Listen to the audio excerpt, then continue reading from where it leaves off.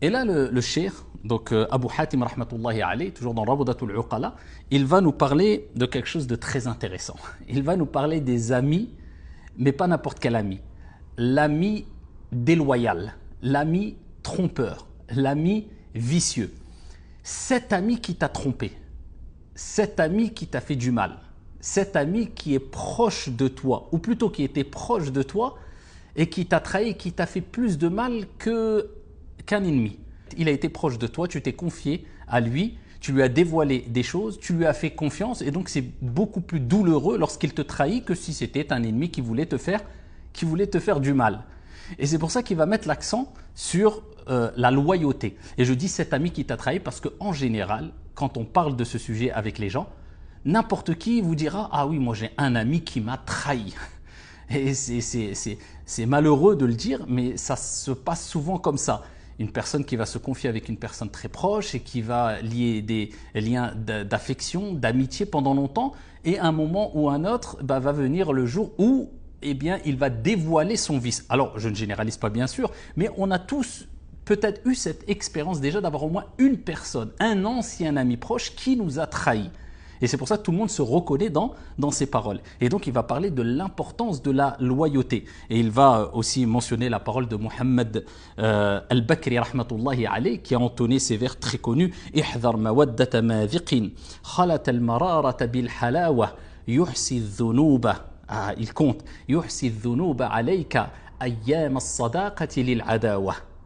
Ces paroles de Mohammed al-Bakri rahmatullahi alayh lorsqu'il dit: méfie-toi, prends garde de l'amitié, de l'affection avec le trompeur. C'est celui qui mélange, qui mêle l'amertume avec la douceur.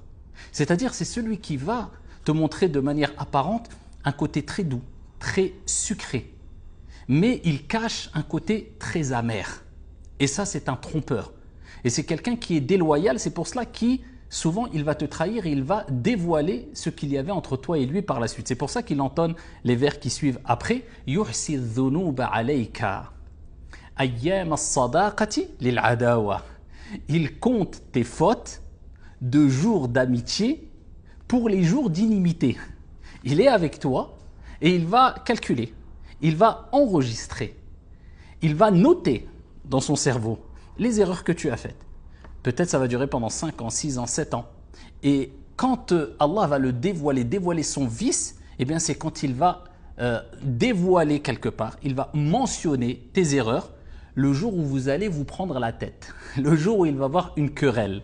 C'est pour cela qu'il dit ici, il compte tes fautes, ici des jours d'amitié, quand vous étiez bien, pour les jours d'inimité. C'est comme s'il chargeait pour ensuite te faire du mal, pour te tirer dessus après. Et donc ensuite, quand il y a la querelle, eh bien il va dire, oui, celui-là, une fois il a fait ça, une fois il a dit ça, une fois, et il dévoile le mal. Et il n'y a pas pire qu'un ami déloyal. Auprès d'Allah subhanahu wa ta'ala, c'est grave. Et pour toi, ça a des conséquences catastrophiques. Et c'est pour ça que beaucoup sont déçus. Et ici, cela les pousse quelquefois à éviter d'avoir trop de liens intimes avec les gens parce qu'ils ont eu des mauvaises expériences. Alors, il ne faut pas généraliser les mauvaises expériences et les attribuer à toute personne qu'on va côtoyer en disant je vais vivre la même mauvaise expérience avec lui. Mais en tout cas, il commence ses vers en disant « Ihdhar », méfie-toi. Donc, vous voyez, on est toujours dans cette prudence, cette précaution. C'est pour ça qu'Ali bin Abi Talib, rahmatullahi alayhi, radiyallahu anhu, il disait traduction du sens, lorsque tu aimes, aime avec mesure. Peut-être que la personne que tu aimes sera un jour ton ennemi. Et lorsque tu détestes, déteste avec mesure. Peut-être que la personne que tu détestes, un jour sera ton ami. Vous voyez, il faut toujours garder une position de juste milieu.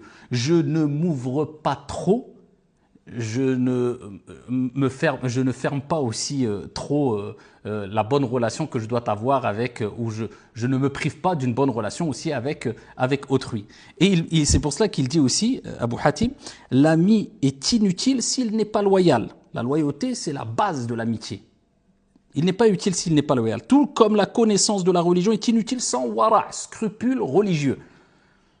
Quelqu'un qui a de la connaissance, mais qui n'agit jamais avec scrupule religieux, avec crainte d'Allah subhanahu wa ta'ala. Parce qu'il y a al-fatwa, il y a al-taqwa. C'est toujours, je me limite à c'est halal ou c'est haram. Il n'y a pas ce côté scrupule religieux, je veux faire le mieux.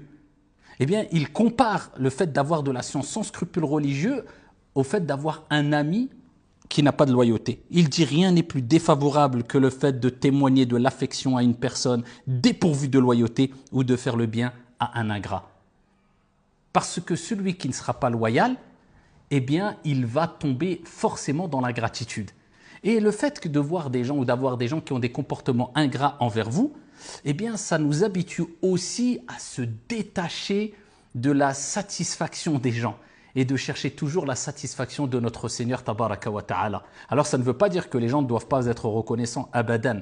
Celui qui n'est pas reconnaissant envers les gens n'est pas reconnaissant envers Allah subhanahu wa ta'ala. Mais toi, ne cherche pas et n'attends pas la reconnaissance des gens, tu seras trop déçu. Donc toujours cette relation de prudence avec les gens, sans rentrer dans le wasawis, dans la parano, mais sache que il y aura des gens qui vont te trahir, ainsi va la vie, soit parmi les gens à qui on cause du tort, c'est mieux pour toi que d'être parmi ceux qui causent du tort à autrui.